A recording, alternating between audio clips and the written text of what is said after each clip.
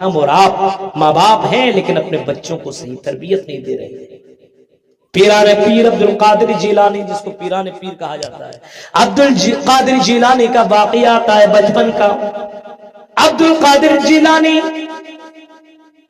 کوفہ جا رہے ہیں پڑھنے کے لیے، تعلیم حاصل کرنے کے لیے۔ ماں نے اس کو 40 اشرفیاں دی، اے میرے بیٹے جاؤ، پڑھنے کے لیے جا رہے ہو، تمہیں یہ کام آ جائیں گے، تمہیں راستے میں تم وہاں رہو گے تو کوئی سامان خرید لینا، کھا لینا، پی لینا۔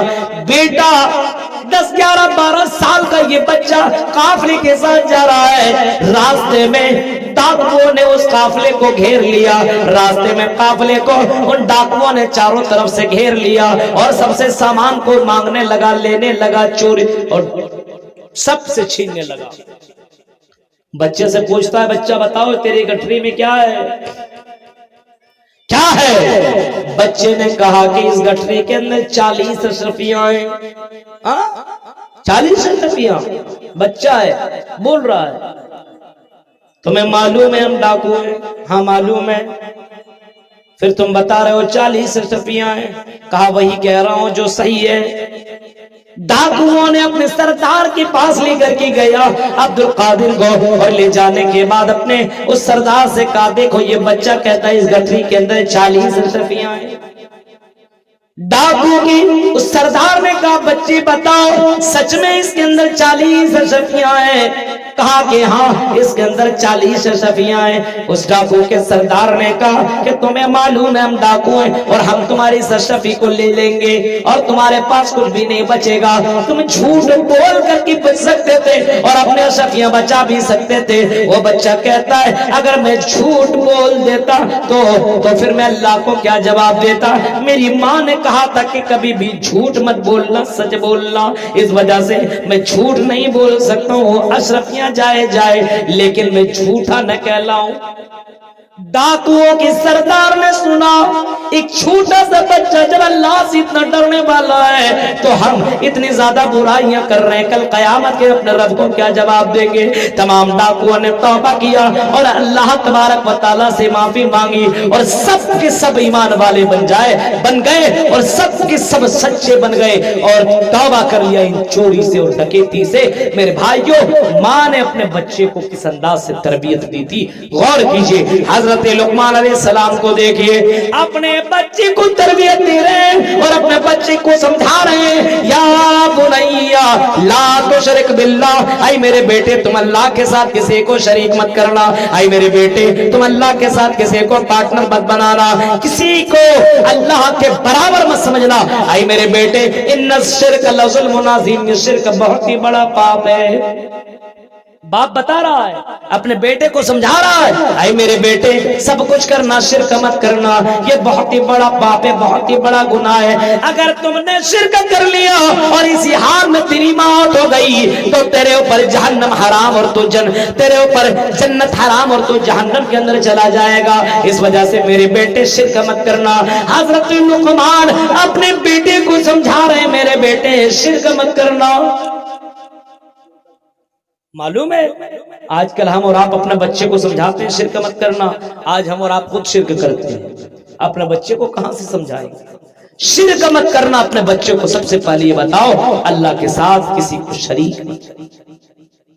پھر حضرت لقمان اپنے بیٹے سے کہتے ہیں، میرے بیٹے یا بنی ان تک مثقال حبۃ من خردل فتکن فی صخرۃ او فی السماوات او فی الارض یاتی بها اللہ۔ اے میری بیٹے، یا بنی، اے میری بیٹے، اگر تم دنیا میں کہیں بھی کسی بھی خطے میں رہو اور اگر کوئی برائی کرو، کوئی غلط کام کرو، کوئی اچھا کام کرو، اے میرے بیٹے اس بات کا ایمان تمہیں ہونا چاہیے اور اس بات کا تمہیں یقین ہونا چاہیے وہ کام کل قیامت کے دن اللہ تعالیٰ لے کر کی آئے گا۔ تم کوئی بھی برائی کرو، کوئی بھی اچھائی کرو اور بند کمرے کے اندر کرو، کسی بھی سمندر کے گہرائیوں کے اندر کرو، پہاڑ کی چوٹی میں کھڑے ہو کر کے کرو اور یہ سمجھو کہ اللہ تبارک و تعالیٰ نہیں جان سکے گا، اللہ تعالیٰ دیکھ نہیں سکے گا۔ اے میرے بیٹے یاتی بھی اللہ تبارک و تعالیٰ قیامت کے دن تمہارے اس کام کو لے کر کی آئے گا۔